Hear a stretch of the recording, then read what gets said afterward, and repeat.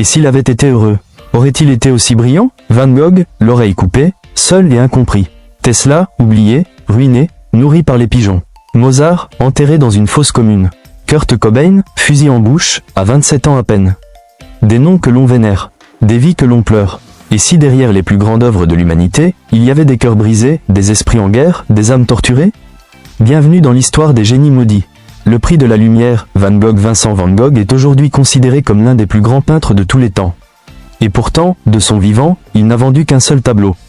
Il peint des champs, des tournesols, des nuits étoilées, dans une explosion de couleurs, de coups de pinceau frénétiques. Mais derrière chaque toile, la solitude, la dépression, l'angoisse. Van Gogh est interné, diagnostiqué schizophrène ou bipolaire selon les hypothèses.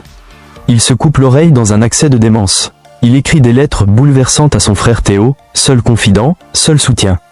En juillet 1890, Van Gogh se tire une balle dans la poitrine. Il meurt 2 jours plus tard. Aujourd'hui, ses toiles se vendent à des centaines de millions d'euros. Mais lui n'a jamais connu la reconnaissance. Un génie incompris, dont le chef-d'œuvre ultime fut peut-être sa propre douleur.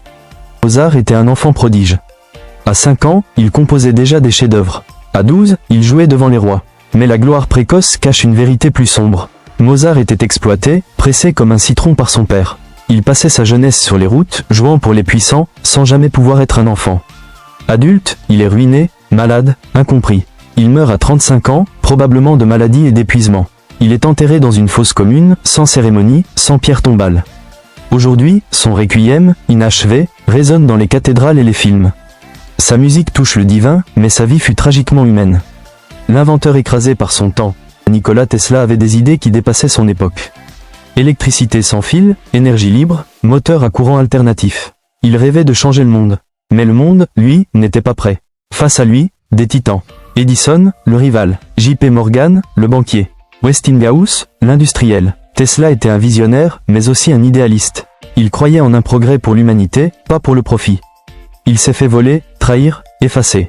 À la fin de sa vie, il vivait seul dans une chambre d'hôtel, nourrissant des pigeons, parlant à ses inventions, oublié par tous. Il mourut sans le sou, en 1943, dans l'anonymat. Aujourd'hui, on donne son nom à des voitures électriques futuristes.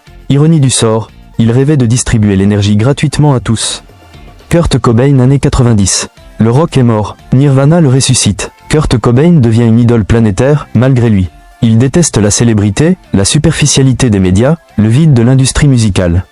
Il chante la rage, la douleur, l'aliénation. Il incarne une génération perdue. Mais Kurt est un homme blessé. Dépressif, toxicomane, hypersensible. Il se sent traqué, vidé, incompris. En 1994, à 27 ans, il se suicide, laissant une lettre à son épouse et à sa fille.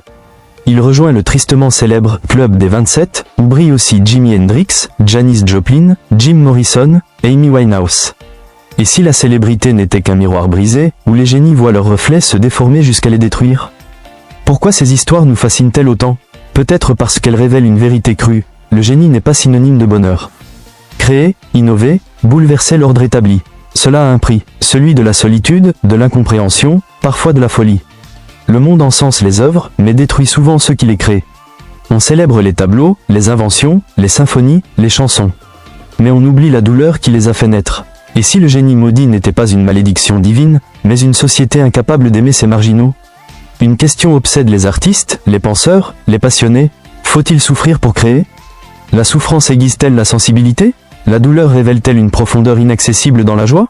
Peut-être, mais il ne faut pas glorifier la souffrance. Elle détruit autant qu'elle inspire. Il faut apprendre à écouter, à soutenir, à accompagner les esprits brillants avant qu'ils ne s'effondrent. Van Gogh aurait peut-être peint encore plus s'il avait été soigné. Tesla aurait pu illuminer le monde s'il avait été soutenu. Mozart aurait pu vivre plus vieux, aimer plus fort. Kurt Cobain aurait pu écrire d'autres hymnes, s'il avait été compris.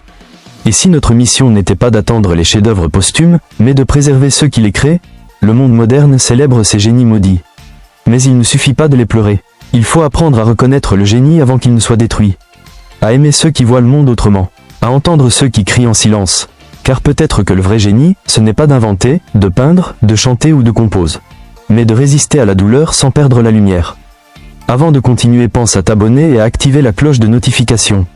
Aimez et partagez cette vidéo à vos proches.